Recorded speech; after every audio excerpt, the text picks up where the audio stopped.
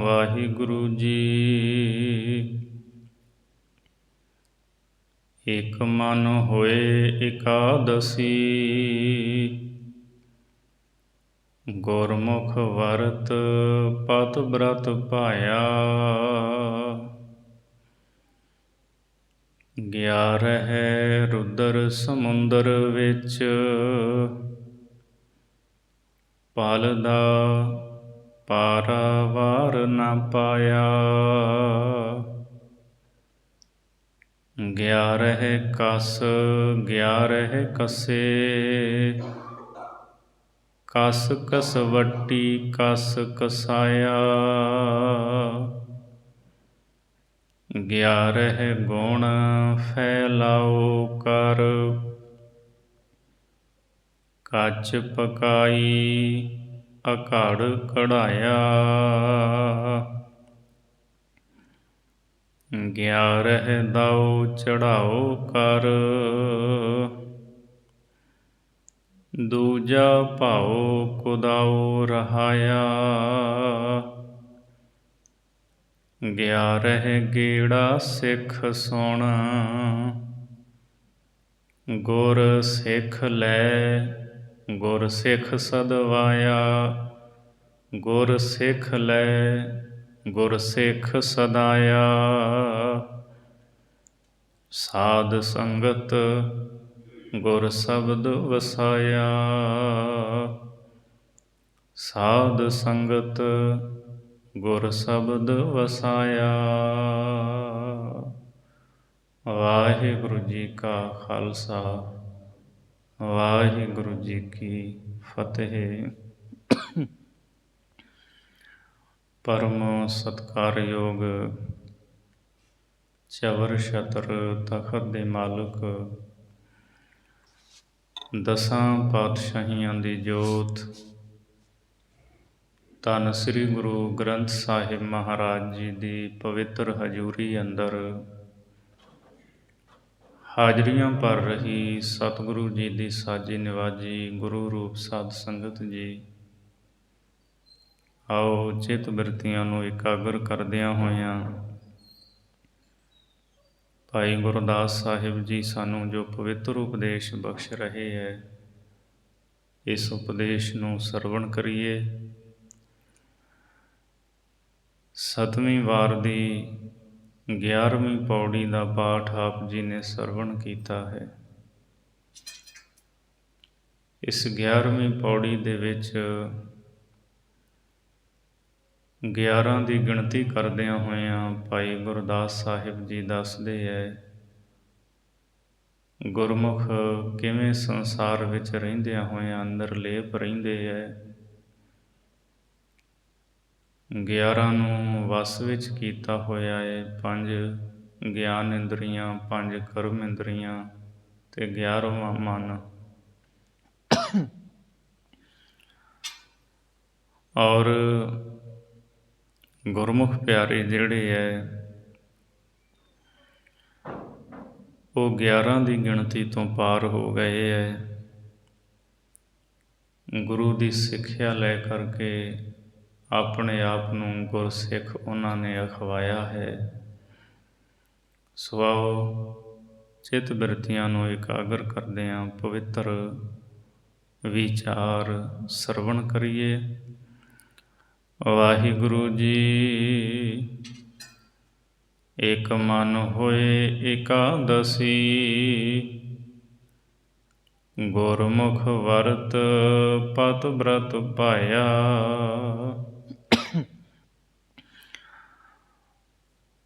ਭਾਈ ਗੁਰਦਾਸ ਸਾਹਿਬ ਜੀ ਫਰਮਾਉਂਦੇ ਹੈ,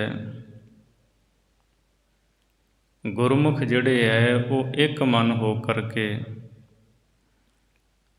ਪਤੀ ਬ੍ਰਤ ਧਰਮ ਵਿੱਚ ਪਰਪੱਕ ਰਹਿਣ ਵਾਲੀ ਜਿਹੜੀ ਇਸਤਰੀ ਹੈ ਉਹਦੇ ਵਾਂਗ ਇੱਕ ਵਾਹਿਗੁਰੂ ਪਰਮਾਤਮਾ ਨੂੰ ਚੇਤੇ ਕਰਦੇ ਉਹਦੀ ਭਗਤੀ ਕਰਦੇ ਹੈ ਅਤੇ ਭਗਤੀ ਕਰਨੀ ਹੀ ਉਹਨਾਂ ਨੂੰ ਪਾਉਂਦੀ ਚੰਗੀ ਲੱਗਦੀ ਹੈ। ਇਹੀ ਗੁਰਮੁਖਾਂ ਦਾ ਇਕਾਦਸ਼ੀ ਦਾ ਵਰਤ ਹੈ।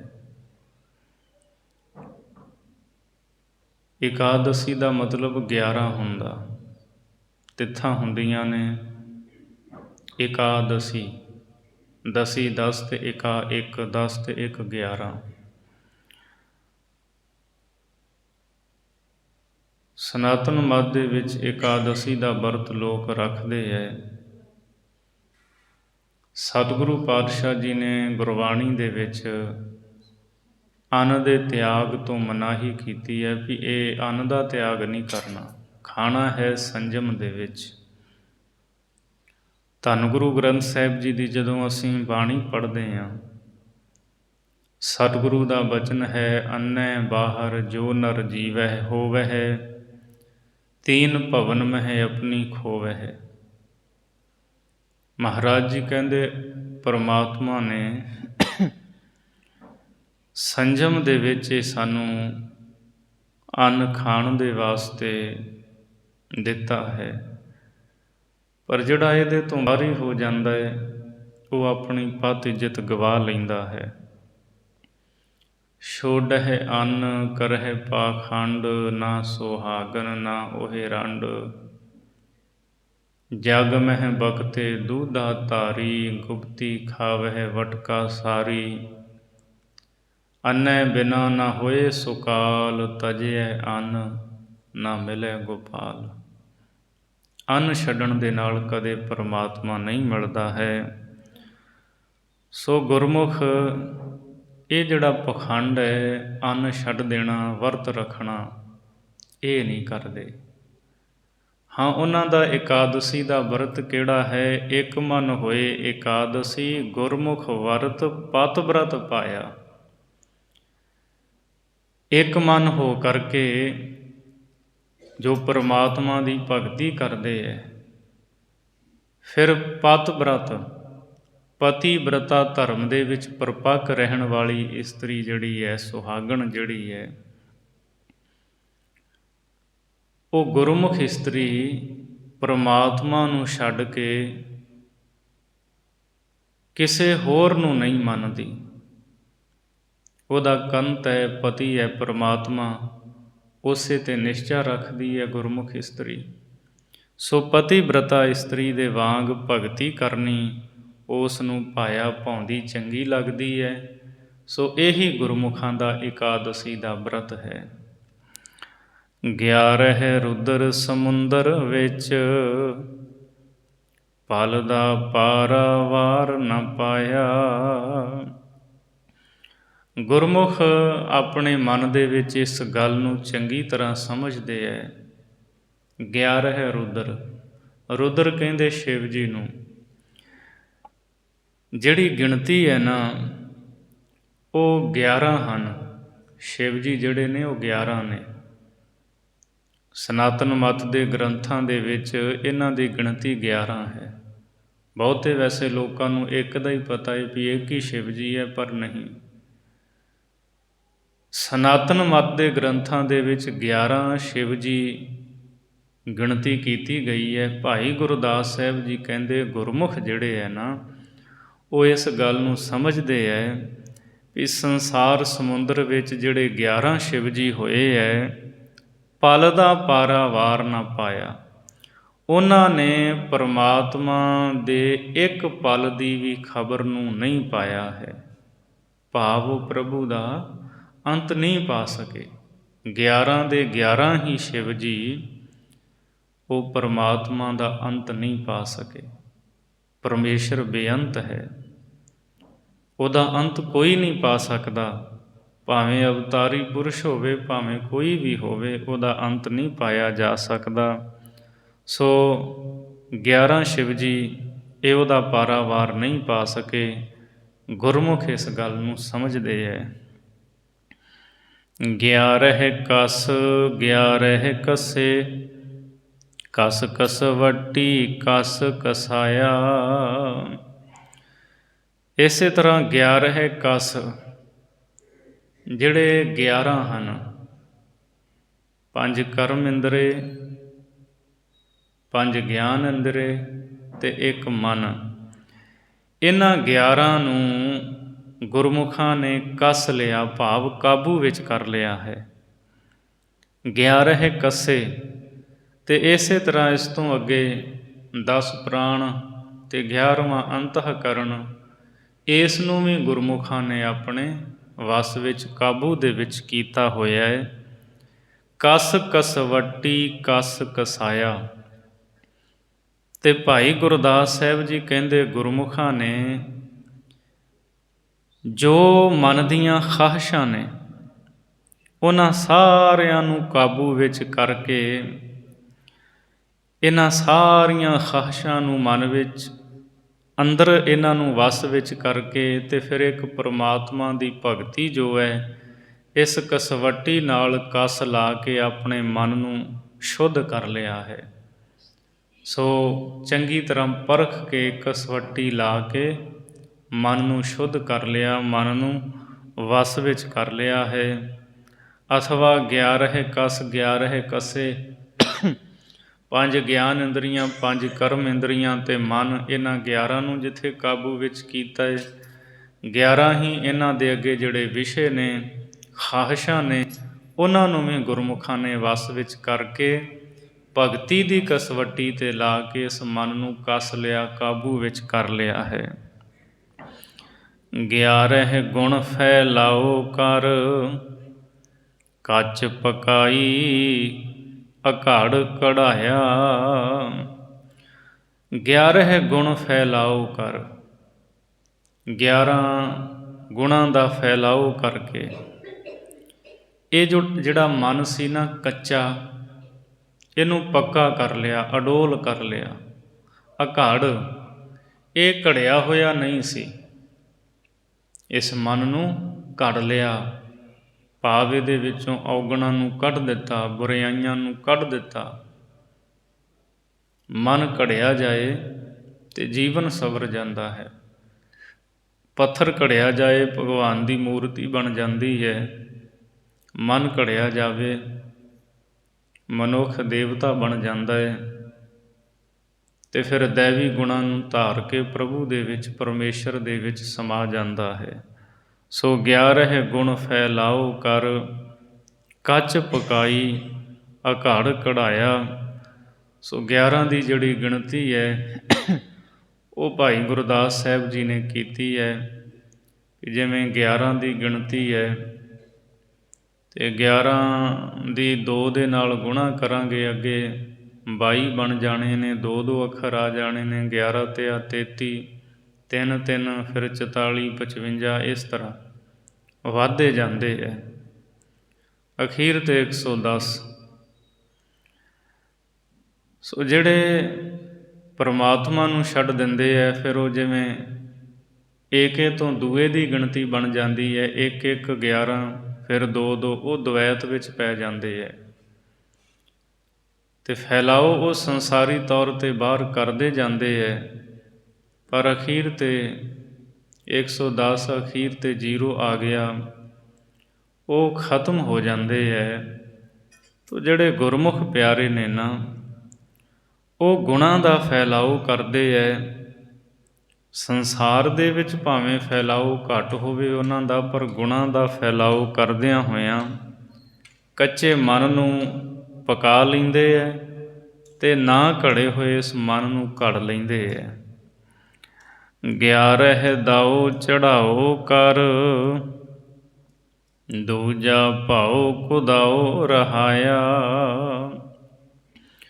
ਫਿਰ 11 ਦਾਓ, ਜਿਹੜੇ 11 ਦਾ, 11 ਦਾਓ ਤੋਂ ਭਾਵ ਇੱਥੇ 11 ਜਿਹੜੇ ਗੁਣ ਹਨ, ਸਤ, ਸੰਤੋਖ, ਦਇਆ, ਧਰਮ, ਧੀਰਜ, 5 ਗੁਣ ਇਹ ਹੋ ਗਏ ਤੇ 6 ਹੋਰ ਨੇ ਜਿਹਦਾ ਜ਼ਿਕਰ ਵਿਚਾਰ ਸਾਗਰ ਦੇ ਵਿੱਚ ਆਉਂਦਾ ਹੈ। ਸਮ ਦਮ ਸ਼ਰਧਾ ਤੀਸਰੀ, ਸਮਾਧਾਨ ਉਪਰਾਮ, ਛਟੀ ਤਤਿਕਸ਼ਾ ਜਾਨੀਐ, ਭਿੰਨ ਭਿੰਨ ਯਹ ਨਾਮ। 6 ਗੁਣ ਇਹ ਹੋ ਗਏ। ਸੋ ਇਸ ਤਰ੍ਹਾਂ ਇਹ 11 ਗੁਣ ਹੋ ਗਏ। ਭਾਈ ਸਾਹਿਬ ਜੀ ਕਹਿੰਦੇ ਇਹ ਜਿਹੜੇ 11 ਨੇ ਨਾ, ਇਹਨਾਂ ਦੇ ਨਾਲ ਗੁਰਮੁਖਾਂ ਨੇ ਆਪਣੇ ਮਨ ਨੂੰ ਸੋਧਿਆ ਹੋਇਆ ਹੈ। ਦੂਜਾ ਭਾਉ, ਤੇ ਜਿਹੜਾ ਦੂਜਾ ਭਾਉ ਦੁਬਦਾ ਹੈ, ਦਵੈਤ ਹੈ, ਜਿਸ ਨੂੰ ਕੁਦਾਓ ਖੋਟਾ ਦਾ ਕਿਹਾ ਜਾਂਦਾ ਹੈ, ਇਸ ਨੂੰ ਗੁਰਮੁਖਾਂ ਨੇ ਰਹਾਇਆ ਦਾ ਮਤਲਬ ਛੱਡ ਦਿੱਤਾ, ਤਿਆਗ ਦਿੱਤਾ, ਦੁਬਿਧਾ ਨੂੰ ਛੱਡ ਦਿੱਤਾ ਹੈ। ਅਤੇ 11 ਜਿਹੜੇ ਗੁਣ ਨੇ, ਸਤ, ਸੰਤੋਖ, ਦਇਆ, ਧਰਮ, ਧੀਰਜ, ਸਮ, ਦਮ, ਸ਼ਰਧਾ, ਸਮਾਧਾਨ, ਉਪਰਾਮ, ਤਤਿਕਸ਼ਾ, ਇਹ 11 ਗੁਣਾਂ ਨੂੰ ਧਾਰਨ ਕਰ ਲਿਆ ਹੈ। 11 ਗੇੜਾ ਸਿੱਖ ਸੁਣ, ਗੁਰ ਸਿੱਖ ਲੈ ਗੁਰ ਸਿੱਖ ਸਦਾਇਆ। ਸੋ ਇਹ ਜਿਹੜਾ ਮਨ ਹੈ ਨਾ, 11 ਗੇੜਾ ਸਿੱਖ ਸੁਣ। ਗੇੜਾ ਤੋਂ ਭਾਵ ਇਹ ਵੀ ਗੁਰਮੁਖ ਵਿਦਵਾਨ ਅਰਥ ਕਰਦੇ ਹੈ, ਇਸ ਸੰਸਾਰ ਦੇ ਵਿੱਚ ਮਨ ਗੇੜੇ ਮਾਰਦਾ ਰਹਿੰਦਾ ਹੈ, ਫਿਰਦਾ ਰਹਿੰਦਾ ਹੈ, ਅਥਵਾ ਸੰਸਾਰ ਦੇ ਵੱਲੋਂ ਇਸ ਮਨ ਨੂੰ ਫੇਰ ਕੇ, ਸੰਸਾਰ ਦੇ ਵੱਲੋਂ ਇਸ ਮਨ ਨੂੰ ਮੋੜ ਕੇ 11 ਵਰਾਂ ਗੁਰਮੁਖਾਂ ਨੇ ਗੁਰੂ ਦੀ ਸਿੱਖਿਆ ਨੂੰ ਸੁਣ ਕੇ, ਗੁਰੂ ਦੀ ਸਿੱਖਿਆ ਲੈ ਕੇ ਆਪਣੇ ਆਪ ਨੂੰ ਗੁਰਸਿੱਖ ਸਦਵਾਇਆ ਹੈ। ਇਸ ਤਰ੍ਹਾਂ ਗੁਰੂ ਦੀ ਸਿੱਖਿਆ ਸੁਣ ਕੇ ਆਪਣੇ ਆਪ ਨੂੰ ਗੁਰਸਿੱਖ ਸਦਵਾਉਂਦੇ ਹੈ ਜਿਹੜੇ ਗੁਰਮੁਖ ਪਿਆਰੇ ਹੈ। ਸਾਧ ਸੰਗਤ ਗੁਰ ਸ਼ਬਦ ਵਸਾਇਆ। ਸਾਧ ਸੰਗਤ ਦੇ ਵਿੱਚ ਗੁਰੂ ਸਾਹਿਬ ਨੇ ਗੁਰ ਸ਼ਬਦ ਵਸਾਇਆ ਹੋਇਆ ਹੈ, ਅਤੇ ਗੁਰਮੁਖ ਪਿਆਰੇ ਸਾਧ ਸੰਗਤ ਦੇ ਵਿੱਚੋਂ ਗੁਰ ਸ਼ਬਦ ਨੂੰ ਲੈ ਕੇ ਅਤੇ ਆਪਣੇ ਜੀਵਨ ਨੂੰ ਸਫਲ ਬਣਾਉਂਦੇ ਹੈ। ਸਾਧ ਸੰਗਤ ਦੇ ਵਿੱਚੋਂ ਗੁਰ ਸ਼ਬਦ ਲੈ ਕੇ ਆਪਣੇ ਮਨ ਦੇ ਵਿੱਚ ਵਸਾਉਂਦੇ ਹੈ। ਸੋ ਇਸ ਪੌੜੀ ਦੇ ਵਿੱਚ 11 ਦੀ ਗਿਣਤੀ ਦੁਆਰਾ ਭਾਈ ਗੁਰਦਾਸ ਜੀ ਨੇ ਗੁਰਮੁਖਾਂ ਦੀ ਗੱਲ ਕੀਤੀ ਹੈ। ਹੁਣ ਇਸ ਤੋਂ ਅਗਲੀ ਪੌੜੀ 12ਵੀਂ ਦੇ ਵਿੱਚ 12 ਦੀ ਗਿਣਤੀ ਕਰਦਿਆਂ ਹੋਇਆਂ ਗੁਰਮੁਖਾਂ ਦੀ ਗੱਲ ਕਰ ਰਹੇ ਹੈ। 12 ਪੰਥ ਸਦਾਏ ਕੈ, ਗੁਰਮੁਖ ਗਾਡੀ ਰਾਹ ਚਲਾਇਆ। ਜਿਹੜੇ ਗੁਰਮੁਖ ਪਿਆਰੇ ਨੇ, ਉਹਨਾਂ ਨੇ ਜੋਗੀਆਂ ਦੇ ਜਿਹੜੇ 12 ਪੰਥ ਹਨ, ਭਾਈ ਗੁਰਦਾਸ ਜੀ ਕਹਿੰਦੇ ਉਹਨਾਂ ਨੇ 12 ਪੰਥ ਜਿੱਤ ਲਏ। ਜੋਗੀਆਂ ਦੇ ਜਿਹੜੇ ਉਹ 12 ਫਿਰਕੇ ਹੈ, ਜਿਹਦੇ ਵਿੱਚੋਂ ਇੱਕ ਆਈ ਪੰਥ ਹੈ। ਆਪਾਂ ਰੋਜ਼ ਜਪਜੀ ਸਾਹਿਬ ਵਿੱਚ ਪੜ੍ਹਦੇ ਹਾਂ, ਆਈ ਪੰਥੀ ਸਗਲ ਜਮਾਤੀ ਮਨ ਜੀਤੈ ਜਗ ਜੀਤ। ਸੋ 12 ਪੰਥ ਜਿਹੜੇ ਜੋਗੀਆਂ ਦੇ ਉਹ ਗੁਰਮੁਖਾਂ ਨੇ ਜਿੱਤ ਲਏ ਹੈ। ਗੁਰਮੁਖ ਗਾਡੀ ਰਾਹ ਚਲਾਇਆ, ਅਤੇ ਗੁਰਮੁਖ ਗੁਰੂ ਸਾਹਿਬ ਦਾ ਚਲਾਇਆ ਹੋਇਆ ਜਿਹੜਾ ਗਾਡੀ ਰਾਹ ਹੈ, ਸੌਖਾ ਰਸਤਾ ਹੈ ਪ੍ਰੇਮਾ ਭਗਤੀ ਦਾ, ਇਸ ਰਸਤੇ ਦੇ ਉੱਤੇ ਗੁਰਮੁਖਾਂ ਨੇ ਆਪਣੇ ਆਪ ਨੂੰ ਚਲਾਇਆ ਹੈ। ਭਗਤੀ ਕਰਦੇ ਹੈ, ਨਾਮ ਜਪਦੇ ਹੈ, ਗੁਰੂ ਦੀ ਸਿੱਖਿਆ 'ਤੇ ਚੱਲਦੇ ਹੈ, ਇਸ ਸੌਖੇ ਰਸਤੇ 'ਤੇ ਚੱਲਦੇ ਹੈ। ਸੂਰਜ 12 ਮਾਹ ਵਿੱਚ, ਸਸੀਅਰ 21 ਮਾਹੇ ਫਿਰਾਇਆ। ਸੂਰਜ ਜਿਹੜਾ ਹੈ ਉਹ 12 ਮਹੀਨਿਆਂ ਦੇ ਵਿੱਚ ਇਹ ਧਰਤੀ ਜਿਹੜੀ ਹੈ ਉਹਦਾ ਚੱਕਰ ਪੂਰਾ ਕਰਦਾ ਹੈ, 12 ਮਹੀਨੇ ਪਾਉਂਦਾ ਹੈ। ਸਸੀਅਰ 21 ਮਾਹੇ ਫਿਰਾਇਆ। ਅਤੇ ਜਿਹੜਾ ਸਸੀਅਰ ਹੈ ਚੰਦਰਮਾ, ਭਾਈ ਗੁਰਦਾਸ ਜੀ ਕਹਿੰਦੇ ਉਹ 1 ਮਹੀਨੇ ਦੇ ਵਿੱਚ ਹੀ ਧਰਤੀ ਦੇ ਦੁਆਲੇ ਜਿਹੜਾ ਹੈ ਉਹ ਪਾਉਂਦਾ ਹੈ। 12 ਮਹੀਨਿਆਂ ਦੇ ਵਿੱਚ ਸੂਰਜ ਇਸ ਧਰਤੀ ਸ੍ਰਿਸ਼ਟੀ ਦੇ ਦੁਆਲੇ ਫਿਰਦਾ ਹੈ, ਪਰ ਜਿਹੜਾ ਚੰਦਰਮਾ ਉਹ 1 ਮਹੀਨੇ ਵਿੱਚ ਪ੍ਰਦਖਣਾ ਕਰ ਲੈਂਦਾ ਹੈ। ਸੂਰਜ ਤੋਂ ਭਾਵ ਇੱਥੇ ਹੈ ਤਾਮਸੀ ਬਿਰਤੀ ਜਾਂ ਤਾਮਸੀ ਤਪ ਕਰਨਾ, ਤਮੋ ਗੁਣੀ। ਜਿਵੇਂ ਪੁੱਠੇ ਲਮਕ ਕੇ ਤਪ ਕਰਨਾ, ਪਾਣੀ ਵਿੱਚ ਖੜ ਕੇ, ਇਹ ਜਿਹੜੇ ਤਾਮਸੀ ਤਪ ਨੇ, ਸੂਰਜ ਜਿਹੜਾ ਕੰਮ 12 ਮਹੀਨਿਆਂ 'ਚ ਕਰਦਾ ਹੈ, ਚੰਦਰਮਾ 1 ਮਹੀਨੇ 'ਚ ਕਰ ਲੈਂਦਾ ਹੈ। ਤਾਮਸੀ ਸੁਭਾਅ ਧਾਰਨ ਕਰਕੇ ਤਾਮਸੀ ਤਪ ਬੰਦਾ ਜਿਹੜਾ ਕਰਦਾ ਹੈ, 12 ਮਹੀਨਿਆਂ ਦੇ ਵਿੱਚ ਜੋ ਉਹਨੂੰ ਫਲ ਮਿਲਣਾ ਹੈ, ਅਤੇ ਸਤੋ ਗੁਣ ਬਿਰਤੀ ਨੂੰ ਧਾਰ ਕੇ ਸ਼ਾਂਤ ਚਿੱਤ ਰਹਿ ਕੇ ਉਹ 1 ਮਹੀਨੇ ਦੇ ਵਿੱਚ ਹੀ ਫਲ ਦੀ ਪ੍ਰਾਪਤੀ ਹੋ ਜਾਣੀ ਹੈ। ਸੋ ਗੁਰਮੁਖ ਜਿਹੜੇ ਹੈ ਨਾ, ਉਹ ਇਸ ਗੱਲ ਨੂੰ ਚੰਗੀ ਤਰ੍ਹਾਂ ਸਮਝਦੇ ਹੈ ਵੀ ਜਿਹੜਾ ਕੰਮ ਤਾਮਸੀ ਬਿਰਤੀ ਨਾਲ ਹੋਣਾ ਹੈ 12 ਮਹੀਨਿਆਂ ਵਿੱਚ, ਸਾਲ ਵਿੱਚ, ਉਹ ਸਤੋ ਗੁਣ ਬਿਰਤੀ ਧਾਰਨ ਕਰਕੇ ਸ਼ਾਂਤੀ ਅਤੇ ਮਿੱਠੇ ਸੁਭਾਅ ਦੇ ਨਾਲ ਝੱਟ ਹੀ ਜਿਹੜਾ ਨਾ 1 ਮਹੀਨੇ ਦੇ ਵਿੱਚ ਹੀ ਉਹ ਕੰਮ ਸਫਲ ਹੋ ਜਾਂਦਾ। ਜਿਹੜਾ 12 ਮਹੀਨਿਆਂ 'ਚ ਹੋਣਾ ਉਹ 1 ਮਹੀਨੇ ਵਿੱਚ। ਇਸ ਲਈ ਸਤੋ ਗੁਣ ਜਿਹੜਾ ਨਾ, ਸ਼ਾਂਤ ਸੁਭਾਅ, ਮਿੱਠਾ ਬੋਲਣਾ, ਇਹਨੂੰ ਧਾਰਨ ਕਰਕੇ ਕਾਰਜ ਦੀ ਸਫਲਤਾ ਜਿਹੜੀ ਹੈ ਉਹ ਛੇਤੀ ਹੁੰਦੀ ਹੈ। ਕ੍ਰੋਧ ਕਰਨ ਦੇ ਨਾਲ ਕਾਰਜ ਦੀ ਸਫਲਤਾ ਨਹੀਂ ਹੁੰਦੀ। ਸੂਰਜ ਤਪਸ਼ ਛੱਡਦਾ ਹੈ, ਤਾਮਸੀ ਕ੍ਰੋਧੀ ਬੰਦੇ ਸਾਲ ਲੱਗੇ ਰਹਿਣ ਤਾਂ ਕਿਤੇ ਕਾਰਜ ਸਫਲ ਹੋਣਾ, ਉਹ ਫਲ ਮਿਲਣਾ।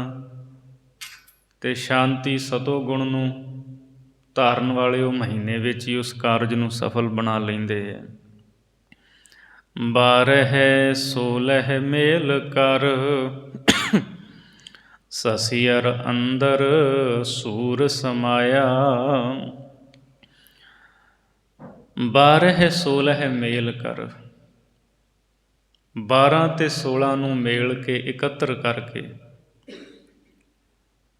12 10 ਇੰਦਰੀਆਂ ਨੇ, 5 ਗਿਆਨ ਇੰਦਰੀਆਂ, 5 ਕਰਮ ਇੰਦਰੀਆਂ, ਮਨ ਅਤੇ ਬੁੱਧ, ਇਹ 12 ਹੋ ਗਏ। ਇਸੇ ਤਰ੍ਹਾਂ 16 ਮੇਲ ਕਰ, ਅਤੇ ਜਿਹੜੇ 16 ਨੇ 10 ਪ੍ਰਾਣ, 5 ਤੱਤ, 15 ਅਤੇ 1 ਅੰਤःਕਰਨ, ਇਹ 16। ਇਹਨਾਂ 12 ਅਤੇ 16 ਨੂੰ ਮੇਲ ਕੇ ਇਕੱਤਰ ਕਰਕੇ ਸਸਿਅਰ ਅੰਦਰ ਸੂਰ ਸਮਾਇਆ। ਸਸਿਅਰ ਚੰਦਰਮਾ ਦੇ ਵਿੱਚ ਸੂਰਜ ਸਮਾਇਆ ਹੋਇਆ ਹੈ। ਜਿਵੇਂ ਪ੍ਰਤੱਖ ਵੀ ਚੰਦਰਮਾ ਦੇ ਕੋਲ ਆਪਣਾ ਪ੍ਰਕਾਸ਼ ਨਹੀਂ, ਸੂਰਜ ਦੀਆਂ ਕਿਰਨਾਂ ਚੰਦਰਮਾ 'ਤੇ ਪੈਂਦੀਆਂ ਨੇ, ਫਿਰ ਉਹ ਪ੍ਰਕਾਸ਼ ਦਿੰਦਾ ਹੈ ਚੰਦਰਮਾ। ਉਹ ਕਿਰਨਾਂ ਮੁੜ ਧਰਤੀ 'ਤੇ ਆਉਂਦੀਆਂ ਨੇ। ਗੁਰਮੁਖ ਪਿਆਰੇ ਇਸ ਗੱਲ ਨੂੰ ਚੰਗੀ ਤਰ੍ਹਾਂ ਸਮਝਦੇ ਹੈ। ਨਿਸ਼ਚਾ ਹੈ ਉਹਨਾਂ ਦਾ ਕਿ 12 16 ਨੂੰ ਇਕੱਤਰ ਕਰਕੇ ਮੇਲ ਕੇ ਜਿੱਤ ਕੇ ਫਿਰ ਸਸਿਅਰ ਅੰਦਰ ਸੂਰ ਸਮਾਇਆ। ਜੋ ਸਸਿਅਰ ਚੰਦਰਮਾ ਦੇ ਵਾਂਗ ਸ਼ੀਤਲ ਹੈ, ਸਤੋਗੁਣੀ ਸੁਭਾਅ ਵਾਲਾ ਬੰਦਾ ਜਿਹੜਾ ਹੈ, ਉਹਦੇ ਅੰਦਰ ਸੂਰਜ ਸਮਾਉਂਦਾ ਹੈ, ਭਾਵ ਗਿਆਨ ਦਾ ਸੂਰਜ, ਉਹਦੇ ਅੰਦਰ ਚਾਨਣ ਹੋ ਜਾਂਦਾ। ਉਹ ਪੁਰਸ਼ ਗਿਆਨਵਾਨ ਬਣ ਜਾਂਦਾ ਹੈ। ਗੁਰਮੁਖ ਇਸ ਗੱਲ ਨੂੰ ਸਮਝਦੇ ਹੈ। 12 ਤਿਲਕ ਮਿਟਾਏ ਕੈ, ਗੁਰਮੁਖ ਤਿਲਕ ਨੀਸਾਨ ਚੜਾਇਆ।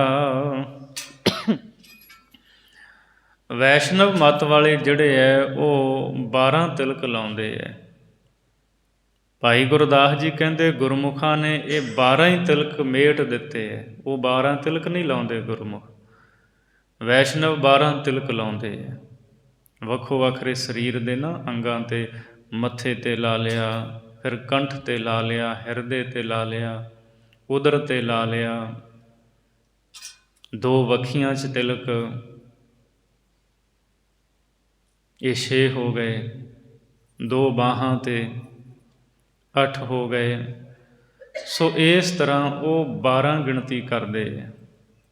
ਪਿੱਠ 'ਤੇ, ਕਮਰ 'ਤੇ। ਗੁਰਮੁਖ ਜਿਹੜੇ ਹੈ ਨਾ ਉਹ ਇਹਨਾਂ 12 ਤਿਲਕਾਂ ਨੂੰ ਮੇਟ ਕੇ ਗੁਰਮੁਖ ਤਿਲਕ ਨੀਸਾਨ ਚੜਾਇਆ। ਉਹਨਾਂ ਨੇ ਗੁਰਮੁਖਤਾਈ ਦਾ ਤਿਲਕ, ਇਹੀ ਚਿੰਨ੍ਹ ਆਪਣੇ ਮੱਥੇ ਦੇ ਉੱਤੇ ਚੜਾਇਆ ਹੋਇਆ ਹੈ। ਉਹ ਉਹਨਾਂ ਦੇ ਅੰਦਰ ਗੁਰਮੁਖਤਾਈ ਹੈ ਅਤੇ ਗੁਰਮੁਖਤਾਈ ਵਾਲੇ ਗੁਣਾਂ ਨੂੰ ਧਾਰਨ ਕਰਦੇ ਹੈ, ਗੁਰਮੁਖਤਾਈ ਵਾਲੇ ਕਰਮ ਕਰਦੇ ਹੈ। ਇਹੀ ਚਿੰਨ੍ਹ ਮੱਥੇ ਦੇ ਉੱਤੇ ਚੜਾਇਆ ਹੋਇਆ ਗੁਰਮੁਖਾਂ ਨੇ। 12 ਰਾਸੀ ਸਾਧ ਕੈ, ਸੱਚ ਰਾਸ ਰਹਿ ਰਾਸ ਲੁਭਾਇਆ। 12 ਰਾਸਾਂ ਨੂੰ ਗੁਰਮੁਖਾਂ ਨੇ ਸਾਧ ਲਿਆ, ਜਿੱਤ ਲਿਆ ਹੈ। ਰਾਸਾਂ ਨਹੀਂ ਹੁੰਦੀਆਂ, ਕਈ ਤੁਹਾਨੂੰ ਦੱਸਣ ਆਉਂਦੇ ਆ ਫਲਾਣੇ ਦੀ ਆਹ ਰਾਸ ਹੈ, ਆਹ ਦਿਨ, ਕਈਆਂ ਅਖਬਾਰਾਂ 'ਚ ਵੀ ਆਉਂਦਾ ਅੱਜ ਦਿਨ ਕਿੱਦਾਂ ਦਾ ਰਹੇਗਾ। ਇੱਕੇ ਨਾਂ ਦੇ ਕਈ ਬੰਦੇ ਹੁੰਦੇ ਹੈ। ਜਿਵੇਂ ਦੇ ਬੰਦਾ ਕਰਮ ਕਰਦੇ, ਹਰ ਇੱਕ ਦਾ ਵੱਖੋ ਵੱਖਰਾ ਹੈ। ਕਈ ਸਿੱਖ ਵੀ ਇਹਨਾਂ ਰਾਸਾਂ ਦੇ ਚੱਕਰਾਂ 'ਚ ਪਏ ਰਹਿੰਦੇ। ਸਵੇਰੇ ਅਖਬਾਰ 'ਚ ਵੇਖਦੇ ਅੱਜ ਰਾਸ਼ੀ 'ਚ ਕੀ ਦੱਸਿਆ ਗਿਆ ਹੈ। ਮਿਥਨ, ਕਰਕ, ਇਹ ਜਿਹੜੀਆਂ ਰਾਸਾਂ ਨੇ 12 ਨੇ ਗਿਣਤੀ ਵਿੱਚ। ਭਾਈ ਗੁਰਦਾਸ ਜੀ ਕਹਿੰਦੇ ਗੁਰਮੁਖਾਂ ਨੇ 12 ਨੂੰ ਹੀ ਸੋਧ ਲਿਆ ਹੈ, ਮਤਲਬ ਇਹਨਾਂ ਨੂੰ ਸਾਧ ਲਿਆ, ਜਿੱਤ ਲਿਆ ਹੈ। ਉਹ ਇਹਨਾਂ ਰਾਸ਼ੀਆਂ ਦੇ ਭਰਮ ਭੁਲੇਖਿਆਂ ਦੇ ਵਿੱਚ ਨਹੀਂ ਪੈਂਦੇ। ਕੀ ਕਰਦੇ ਨੇ ਗੁਰਮੁਖ? ਸੱਚ ਰਾਸ ਰਹਿਰਾਸ ਲੁਭਾਇਆ। ਜੋ ਸੱਚੀ ਰਾਸ ਪੂੰਜੀ ਹੈ ਨਾ, ਪਰਮਾਤਮਾ ਦਾ ਨਾਮ ਧਨ, ਇਹ ਸੱਚੀ ਪੂੰਜੀ ਹੈ। ਅਤੇ ਇਹ ਸੱਚੀ ਪੂੰਜੀ ਨੂੰ ਗੁਰਮੁਖ ਪਿਆਰੇ ਇਕੱਤਰ ਕਰਦੇ ਅਤੇ ਇਹ ਉਹਨਾਂ ਦੀ ਰਹਿਰਾਸ ਮਰਿਆਦਾ ਹੈ। ਅਤੇ ਇਹਦੇ ਵਿੱਚ ਹੀ ਉਹ ਲੁਭਾਏਮਾਨ ਹੁੰਦੇ ਹੈ। ਗੁਰਮੁਖ ਪਿਆਰੇ ਜਿਹੜੇ ਹੈ ਉਹ ਨਾਮ ਧਨ ਇਕੱਤਰ ਕਰਨ ਦੇ ਵਿੱਚ ਲੱਗਦੇ ਹੈ ਵੀ ਹੋਰ ਨਾਮ ਜਪੀਏ, ਹੋਰ ਨਾਮ ਜਪੀਏ।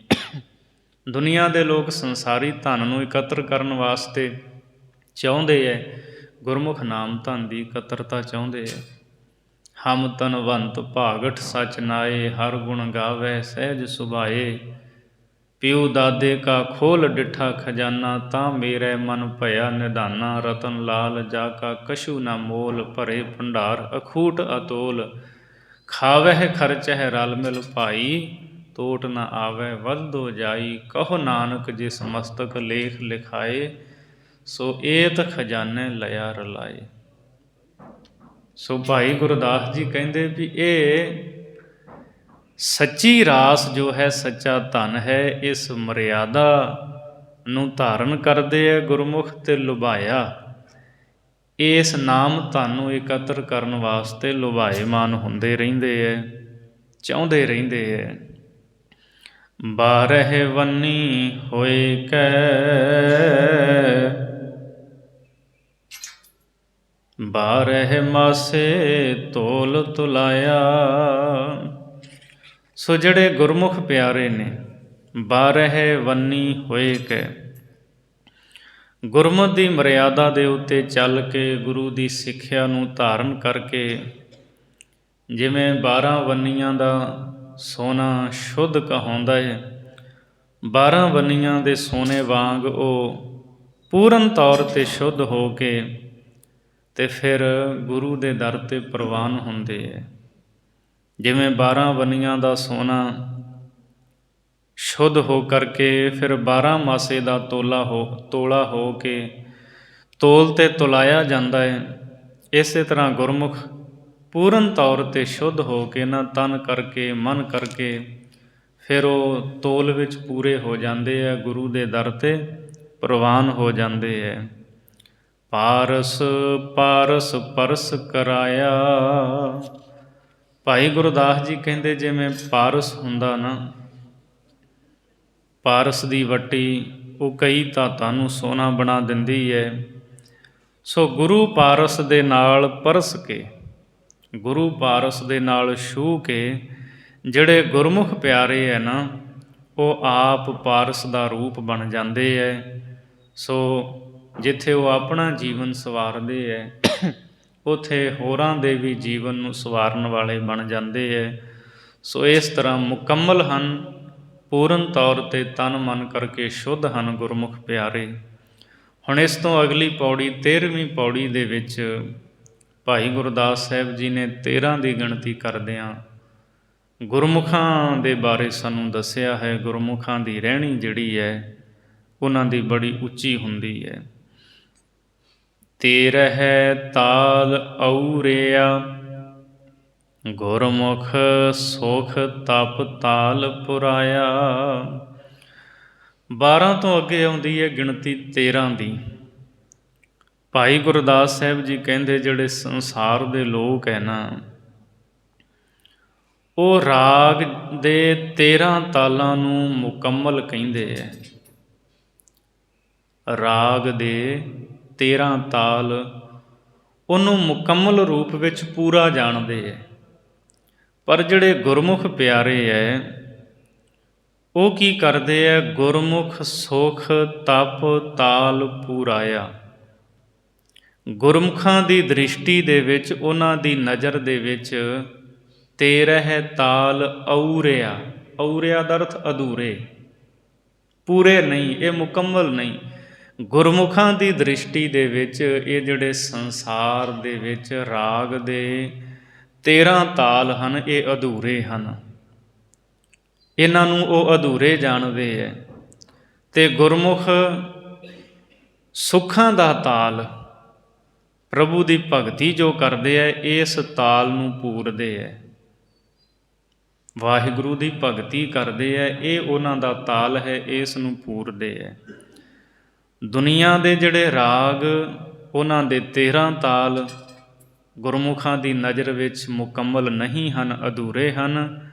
ਅਤੇ ਮਾਲਕ ਦੀ ਭਗਤੀ ਕਰਦਿਆਂ, ਇੱਥੇ ਤਪ ਦਾ ਅਰਥ ਹੈ ਪਰਮੇਸ਼ਰ ਦੀ ਭਗਤੀ। ਗੁਰਮੁਖ ਸੁਖ ਤਪ ਤਾਲ ਪੂਰਾਇਆ, ਕਹਿੰਦੇ ਉਹ ਭਗਤੀ ਦੇ ਤਾਲ ਨੂੰ ਪੂਰਦੇ ਸਦੀਵੀ ਸੁਖ ਨੂੰ ਪ੍ਰਾਪਤ ਕਰਦੇ ਹੈ, ਸਦਾ ਭਗਤੀ ਵਿੱਚ ਰਹਿੰਦੇ ਹੈ। ਤੇਰਹਿ ਰਤਨ ਅਕਾਰਥੇ, ਗੁਰ ਉਪਦੇਸ਼ ਰਤਨ ਧਨ ਪਾਇਆ। ਗੁਰਮੁਖ ਨਿਸ਼ਚਾ ਕਰਦੇ ਹੈ ਵੀ ਜਿਹੜੇ 13 ਰਤਨ ਹਨ, ਉਹ ਅਕਾਰਥੇ ਵਿਅਰਥ ਹਨ। ਸੰਸਾਰ ਵਿੱਚ ਇਹਨਾਂ ਰਤਨਾਂ ਨੂੰ ਮਹਾਨਤਾ ਦਿੱਤੀ ਜਾਂਦੀ ਹੈ। ਸਮੁੰਦਰ ਵਿੱਚੋਂ ਜਦੋਂ ਦੇਵਤਿਆਂ ਅਤੇ ਦੈਂਤਾਂ ਨੇ ਸਮੁੰਦਰ ਦਾ ਮਥਨ ਕੀਤਾ ਸੀ, ਮੰਥਨ, 14 ਰਤਨ ਨਿਕਲੇ ਸੀ। ਰੰਭਾ ਸੀ, ਉਹਦੇ ਵਿੱਚ ਉੱਚ ਸਰਵਾ ਘੋੜਾ, ਅੰਮ੍ਰਿਤ, ਸਾਰਿਆਂ ਦੀ ਗਿਣਤੀ 14 ਹੈ। ਉਹਦੇ ਵਿੱਚ ਬਿਖ ਵੀ ਸੀ, ਜ਼ਹਿਰ ਵੀ। ਸੋ ਬਿਖ ਜਿਹੜਾ ਜ਼ਹਿਰ ਹੈ, ਉਹਨੂੰ ਰਤਨ ਵਿੱਚ ਨਹੀਂ ਵਿਦਵਾਨ ਗਿਣਦੇ, ਇਸ ਲਈ ਗਿਣਤੀ 13 ਕਰਦੇ ਹੈ। 14 ਦੀ ਥਾਂ 'ਤੇ 13 ਕਈ ਕਰਦੇ ਹੈ। ਉਹਦਾ ਜ਼ਿਕਰ ਭਾਈ ਸਾਹਿਬ ਨੇ ਕੀਤਾ ਹੈ, ਤੇਰਹਿ ਰਤਨ ਅਕਾਰਥੇ। ਇਹ ਜਿਹੜੇ 13 ਰਤਨ ਸੰਸਾਰ ਦੇ ਲੋਕਾਂ ਨੇ ਭਾਵੇਂ ਇਹਨਾਂ ਨੂੰ ਕੀਮਤ ਵਾਲੇ ਸਮਝਿਆ ਹੈ ਵੀ ਬੜੀ ਵੱਡੀ ਕੀਮਤ ਵਾਲੇ ਹੈ, ਪਰ ਗੁਰਮੁਖਾਂ ਦੀ ਨਜ਼ਰ ਦੇ ਵਿੱਚ ਇਹ 13 ਦੇ 13 ਰਤਨ ਵਿਅਰਥ ਹਨ। ਗੁਰ ਉਪਦੇਸ਼ ਰਤਨ ਧਨ ਪਾਇਆ। ਗੁਰਮੁਖਾਂ ਨੇ ਗੁਰੂ ਦਾ ਉਪਦੇਸ਼ ਰੂਪੀ ਰਤਨ, ਇਹ ਵੱਡਾ ਧਨ ਪ੍ਰਾਪਤ ਕੀਤਾ ਹੈ। ਗੁਰੂ ਦਾ ਜਿਹੜਾ ਉਪਦੇਸ਼ ਹੈ, ਇਹ ਸਭ ਤੋਂ ਕੀਮਤੀ ਰਤਨ ਹੈ। ਅਤੇ ਇਸ ਉਪਦੇਸ਼ ਰੂਪੀ ਰਤਨ ਧਨ ਨੂੰ ਗੁਰਮੁਖਾਂ ਨੇ ਪਾਇਆ ਹੈ। ਤੇਰਹਿ ਪਦ ਕਰ ਜਗ ਵਿੱਚ, ਪਿਤਰ ਕਰਮ ਕਰ ਭਰਮ ਭੁਲਾਇਆ। ਗੁਰਮੁਖ ਇਸ ਗੱਲ ਨੂੰ ਚੰਗੀ ਤਰ੍ਹਾਂ ਸਮਝਦੇ ਹੈ ਕਿ ਸੰਸਾਰ ਵਿੱਚ ਯੱਗ ਕਰਨ ਦੇ 13 ਤਰ੍ਹਾਂ ਦੇ ਕਰਮ ਕਾਂਡਾਂ ਨੂੰ ਜਿਹੜੀ ਹੈ ਉਹ ਮਹਾਨਤਾ ਦਿੱਤੀ ਜਾਂਦੀ ਹੈ। ਪਰ ਜਿਹੜੇ ਗੁਰਮੁਖ ਪਿਆਰੇ ਹੈ, ਉਹ ਸਮਝਦੇ ਹੈ ਵੀ 13 ਤਰ੍ਹਾਂ ਦੇ ਇਹ ਜਿਹੜੇ ਕਰਮ ਕਾਂਡ ਨੇ, ਪਿਤਰ ਕਰਮ ਇਤਿਆਦਿਕ ਬਣਾ ਕੇ ਕਰਮਕਾਂਡੀ ਲੋਕਾਂ ਨੇ ਸੰਸਾਰ ਦੇ ਲੋਕਾਂ ਨੂੰ ਭਰਮਾਂ ਦੇ ਵਿੱਚ ਪਾਇਆ, ਕੁਰਾਹੇ ਪਾਇਆ ਹੋਇਆ ਹੈ। ਤੇਰਹਿ ਪਦ ਕਰ ਜਗ ਵਿੱਚ। ਤੇਰਹਿ ਪਦ ਦਾ ਮਤਲਬ ਜਿਹੜਾ ਸਨਾਤਨ ਮਤ ਹੈ, ਹਿੰਦੂ ਮਤ ਦੇ ਵਿੱਚ, ਉਹਨਾਂ ਦੇ ਧਰਮ ਗ੍ਰੰਥਾਂ ਦੇ ਵਿੱਚ ਜ਼ਿਕਰ ਆਉਂਦਾ ਵੀ ਪਿਤਰਾਂ ਵਾਸਤੇ 13 ਪਦ ਦਾਨ ਕਰਨਾ ਇਹ ਵਿਧਾਨ ਹੈ। ਪਿਤਰ ਜਿਹੜੇ ਮਰ ਚੁੱਕੇ ਹੈ, ਇਹ ਸਨਾਤਨ ਮਤ ਵਿੱਚ 13 ਚੀਜ਼ਾਂ ਕਹਿ ਲਓ ਉਹ ਦਾਨ ਕਰਨੀਆਂ, ਜਿਹਦੇ ਵਿੱਚ ਉਹ ਛਤਰੀ, ਜੋੜਾ, ਬਸਤਰ, ਰਸੋਈ ਦੇ 5 ਭਾਂਡੇ, ਫਿਰ ਕਮੰਡਲ, ਛਾਪ, ਸੋਟੀ ਦਿੰਦੇ ਹੈ। ਅਤੇ ਇੱਕ ਤਾਂਬੇ ਦਾ ਭਾਂਡਾ ਹੁੰਦਾ ਹੈ ਜਿਹਦੇ ਵਿੱਚ ਠਾਕੁਰ ਦਾ ਇਸ਼ਨਾਨ ਕਰਵਾਇਆ ਜਾਂਦਾ, ਉਹ ਕੱਚਾ ਅੰਨ, ਪੱਕਾ ਅੰਨ ਦਿੰਦੇ ਹੈ, ਨਕਦੀ, ਜਨੇਊ, ਇਸ ਤਰ੍ਹਾਂ ਇਹ 13 ਚੀਜ਼ਾਂ, ਉਹਨੂੰ 13 ਪਦ ਕਹਿੰਦੇ ਹੈ। ਉਹ ਹਿੰਦੂ ਮਤ ਦੇ ਵਿੱਚ ਵਿਧਾਨ ਹੈ, ਗੁਰਮਤ ਦੇ ਵਿੱਚ ਐਸੀ ਕੋਈ ਮਰਿਆਦਾ ਨਹੀਂ। ਸੋ ਭਾਈ ਗੁਰਦਾਸ ਜੀ ਕਹਿੰਦੇ ਗੁਰਮੁਖ ਇਸ ਗੱਲ ਨੂੰ ਸਮਝਦੇ ਹੈ ਕਿ ਪਿਤਰ ਕਰਮ ਇਤਿਆਦਿ ਕਰਕੇ ਜਗਤ ਦੇ ਵਿੱਚ ਜੋ 13 ਪਦ, ਇਹ 13 ਤਰ੍ਹਾਂ ਦਾ ਜਾਂ ਦਾਨ ਕਰਨਾ, ਇਸ ਭਰਮ ਦੇ ਵਿੱਚ ਲੋਕਾਂ ਨੂੰ ਕਰਮਕਾਂਡੀਆਂ ਨੇ ਭੁਲਾਇਆ, ਕੁਰਾਹੇ ਪਾਇਆ ਹੈ। ਲੱਖ ਲੱਖ ਜਗ ਨ ਪੁੱਜਨੀ, ਗੁਰ ਸਿੱਖ ਚਰਣੋਦਕ ਪੀ ਆਇਆ। ਭਾਈ ਗੁਰਦਾਸ ਸਾਹਿਬ ਜੀ ਨੂੰ ਪੁੱਛੀਏ ਕਿ ਭਾਈ ਗੁਰਦਾਸ ਸਾਹਿਬ ਜੀ ਸੰਸਾਰ ਦੇ ਵਿੱਚ ਲੋਕ ਜਗ ਇਤਿਆਦਿਕ ਬਹੁਤ ਕਰਦੇ ਐ, ਇਹਦੇ ਬਾਰੇ ਸਾਨੂੰ ਦੱਸੋ। ਭਾਈ ਸਾਹਿਬ ਜੀ ਕਹਿੰਦੇ ਗੁਰਸਿੱਖ ਜਿਹੜਾ ਨਾ ਉਹ ਗੁਰਸਿੱਖ ਦੀ ਸੇਵਾ ਕਰਦਾ ਹੈ। ਦੁਨੀਆ ਦੇ ਲੋਕ ਯੱਗ ਕਰਦੇ ਐ ਤੇ ਗੁਰਮੁਖ ਗੁਰਸਿੱਖ ਦੀ ਮਹਾਨਤਾ ਕਿੰਨੀ ਹੈ। ਗੁਰਸਿੱਖ ਚਰਨੋਂ ਦਕ ਪੀ ਆਇਆ। ਸਤਿਗੁਰੂ ਦੇ ਜਿਹੜੇ ਸਿੱਖ ਨੇ ਗੁਰਸਿੱਖਾਂ ਦੇ ਚਰਨਾਂ ਦਾ ਜਲ ਪਾਨ ਕਰਨ ਦੇ ਨਾਲ ਜਿਹੜੇ ਲੱਖਾਂ ਯੱਗ ਨੇ ਉਹ ਉਹਨਾਂ ਦੇ ਬਰਾਬਰ ਨਹੀਂ ਪੁੱਜ ਸਕਦੇ। ਜਿਸ ਨੂੰ ਪ੍ਰਾਪਤ ਕਰਕੇ ਗੁਰਸਿੱਖ ਅਗਮ ਨਿਗਮ ਦੀ ਸੋਝੀ ਵਾਲਾ ਹੋ ਜਾਂਦਾ ਹੈ। ਭਾਵ ਇਹ ਹੈ ਵੀ ਗੁਰਸਿੱਖਾਂ ਦੇ ਚਰਨਾਂ ਦੇ ਜਲ ਦੀ ਮਹਾਨਤਾ ਤੱਕ ਲੱਖਾਂ ਜੱਗ ਵੀ ਬਰਾਬਰਤਾ ਨਹੀਂ ਕਰ ਸਕਦੇ। ਲੱਖਾਂ ਜੱਗ ਗੁਰਸਿੱਖ ਦੇ ਚਰਨਾਂ ਦਾ ਜੋ ਜਲ ਹੈ ਉਹਦੀ ਬਰਾਬਰਤਾ ਨਹੀਂ ਕਰ ਸਕਦੇ। ਜਗ ਭੋਗ ਨੈਵੇਦ ਲਖ, ਗੁਰਮੁਖ ਮੁਖ ਇੱਕ ਦਾਣਾ ਪਾਇਆ। ਫਿਰ ਭਾਈ ਸਾਹਿਬ ਨੂੰ ਪੁੱਛੀਏ ਵੀ ਸੰਸਾਰ ਦੇ ਵਿੱਚ ਭੋਜਨ ਦੇ ਭੰਡਾਰਿਆਂ ਦਾ ਫਲ ਬੜਾ ਵਧੇਰੇ ਹੁੰਦਾ ਦੱਸਿਆ ਹੈ, ਇਹਦੇ ਬਾਰੇ ਵੀ ਦੱਸੋ। ਭਾਈ ਸਾਹਿਬ ਜੀ ਕਹਿੰਦੇ ਜਿਹੜਾ ਗੁਰਮੁਖ ਹੈ ਉਹ ਇਸ ਗੱਲ ਨੂੰ ਚੰਗੀ ਤਰ੍ਹਾਂ ਸਮਝਦਾ ਹੈ ਵੀ ਗੁਰਸਿੱਖ ਦੇ ਮੁਖ ਵਿੱਚ ਦਾਣਾ ਪਾਉਣਾ ਇਹ ਸਭ ਤੋਂ ਵੱਡਾ ਪੁੰਨ ਕਰਮ ਹੈ। ਜਗ ਭੋਗ ਨੈਵੇਦ ਲਖ, ਸੰਸਾਰ ਦੇ ਵਿੱਚ ਭਾਵੇਂ ਲੱਖਾਂ ਜੱਗ ਕਰ ਲਵੇ, ਭੋਜਨ ਦੇ ਭੰਡਾਰੇ ਕਰ ਲਵੇ, ਨੈਵੇਦ ਠਾਕੁਰਾਂ ਨੂੰ ਅਰਪਣ ਕਰਨਾ ਭੋਜਨ ਇਹ ਕਰ ਲਵੇ, ਗੁਰਮੁਖ ਮੁਖ ਇੱਕ ਦਾਣਾ ਪਾਇਆ।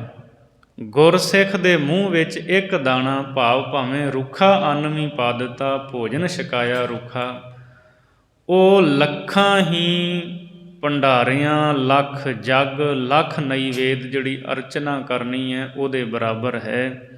ਸੋ ਗੁਰਸਿੱਖ ਨੂੰ ਪ੍ਰਸ਼ਾਦ ਛਕਾਉਣ ਦੀ ਵੱਡੀ ਮਹਾਨਤਾ ਹੈ। ਗੁਰ ਭਾਈ ਸੰਤੁਸ਼ਟ ਕਰ, ਗੁਰਮੁਖ ਸੁਖ ਫਲ ਪਿਰਮ ਚਖਾਇਆ। ਗੁਰਮੁਖ ਜਿਹੜੇ ਹੈ ਉਹ ਗੁਰ ਭਾਈਆਂ ਨੂੰ ਸੰਤੁਸ਼ਟ ਕਰਦੇ ਹੈ, ਪ੍ਰਸੰਨ ਕਰਦੇ ਹੈ, ਗੁਰਸਿੱਖਾਂ ਦੀ ਸੇਵਾ ਕਰਦੇ ਹੈ, ਜੋ ਲੋੜ ਹੁੰਦੀ ਹੈ ਉਹ ਲੋੜ ਪੂਰੀ ਕਰਦੇ ਹੈ। ਸੋ ਗੁਰਮੁਖ ਗੁਰਸਿੱਖਾਂ ਦੀ ਸੇਵਾ ਕਰਕੇ ਉਹਨਾਂ ਨੂੰ ਪ੍ਰਸੰਨ ਕਰਦੇ ਹੈ। ਇਸ ਲਈ ਗੁਰਮੁਖ ਸੁਖ ਫਲ ਪਿਰਮ ਚਖਾਇਆ, ਗੁਰਮੁਖ ਸੁਖ ਰੂਪੀ ਫਲ ਨੂੰ ਪ੍ਰਾਪਤ ਕਰਦੇ ਹੈ ਅਤੇ ਇਸ ਪ੍ਰੇਮ ਰਸ ਨੂੰ ਗੁਰਮੁਖਾਂ ਨੇ ਚਖਿਆ ਹੋਇਆ ਹੈ। ਗੁਰਸਿੱਖਾਂ ਦੀ ਸੇਵਾ ਕਰਕੇ ਉਹਨਾਂ ਦੇ ਮਨ ਦੇ ਵਿੱਚ ਵਧੇਰੇ ਪ੍ਰੇਮ ਪੈਦਾ ਹੁੰਦਾ ਹੈ, ਗੁਰਸਿੱਖਾਂ ਦੇ ਨਾਲ ਪ੍ਰੇਮ ਕਰਦੇ ਹੈ। ਭਗਤ ਵਸ਼ਲ ਹੋਏ ਅਛਲ ਛਲਾਇਆ, ਅਤੇ ਪਰਮਾਤਮਾ ਭਗਤੀ ਨੂੰ ਪਿਆਰ ਕਰਨ ਵਾਲਾ ਹੈ। ਭਗਤ ਵਸ਼ਲ ਹੈ, ਭਗਤਾਂ ਦਾ ਹਰ ਥਾਂ 'ਤੇ ਸਹਾਈ ਹੋਣ ਵਾਲਾ ਹੈ। ਅਤੇ ਅਛਲ ਛਲਾਇਆ, ਉਹ ਹੈ ਤਾਂ ਅਛਲ ਛਲਿਆ ਨਹੀਂ ਜਾਣ ਵਾਲਾ, ਪਰ ਭਗਤਾਂ ਦੇ ਪਾਸੋਂ ਉਸ ਨੇ ਆਪਣਾ ਆਪ ਛਲਾ ਲਿਆ, ਭਗਤਾਂ ਦੇ ਉਹ ਵਸ ਹੋ ਜਾਂਦਾ ਹੈ। ਭਗਤ ਜੋ ਕਹਿੰਦੇ ਹੈ ਭਗਤਾਂ ਦੀ ਅਰਦਾਸ ਨੂੰ ਪ੍ਰਵਾਨ ਕਰਦਾ ਹੈ, ਭਗਤਾਂ ਦਾ ਸਹਾਈ ਹੁੰਦਾ ਹੈ। ਸੋ ਇਸ ਤਰ੍ਹਾਂ ਜਿਹੜੇ ਗੁਰਮੁਖ ਪਿਆਰੇ ਹੈ ਉਹ ਇਸ ਗੱਲ ਨੂੰ ਸਮਝਦੇ ਹੈ ਵੀ ਪਰਮਾਤਮਾ ਭਗਤਾਂ ਦੇ ਵਸੀਕਾਰ ਹੈ ਅਤੇ ਅਛਲ ਨੂੰ ਪਰਮੇਸ਼ਰ ਨੂੰ ਭਗਤਾਂ ਨੇ ਛਲਾਇਆ, ਵਾਹਿਗੁਰੂ ਨੇ ਆਪਣਾ ਆਪ ਉਹਨਾਂ ਤੋਂ ਛਲਾਇਆ ਹੈ। ਸੋ ਇਹ 13 ਦੀ ਗਿਣਤੀ ਕਰਕੇ ਭਾਈ ਗੁਰਦਾਸ ਨੇ ਸਮਝਾਇਆ। ਗੁਰਸਿੱਖ 13 ਦੀ ਗਿਣਤੀ ਤੋਂ ਅੱਗੇ ਪਹੁੰਚ ਗਏ ਹੈ। ਗੁਰਸਿੱਖ ਗੁਰਸਿੱਖਾਂ ਦੀ ਸੇਵਾ ਕਰਦੇ ਹੈ ਔਰ ਇਸ ਤਰ੍ਹਾਂ ਉਹਨਾਂ ਨੂੰ ਪ੍ਰਸੰਨ ਕਰਦੇ ਹੈ। ਵਿਚਾਰਾਂ ਕਰਦੇ ਹਾਂ, ਭੁੱਲਾਂ ਦੀ ਖਿਮਾ ਬਖਸ਼ਣੀ ਜੀ, ਅਗਾਂਹ ਵਾਸਤੇ ਸੁਮਤ ਬਖਸ਼ਣੀ। ਗੁਰ ਭਾਈ ਸੰਤੁਸ਼ਟ ਕਰ, ਗੁਰਮੁਖ ਸੁਖ ਫਲ ਪਿਰਮ ਚਖਾਇਆ। ਭਗਤ ਵਸ਼ਲ ਹੋਏ ਅਛਲ ਛਲਾਇਆ। ਵਾਹਿਗੁਰੂ ਜੀ ਕਾ ਖਾਲਸਾ, ਵਾਹਿਗੁਰੂ ਜੀ ਕੀ ਫਤਿਹ।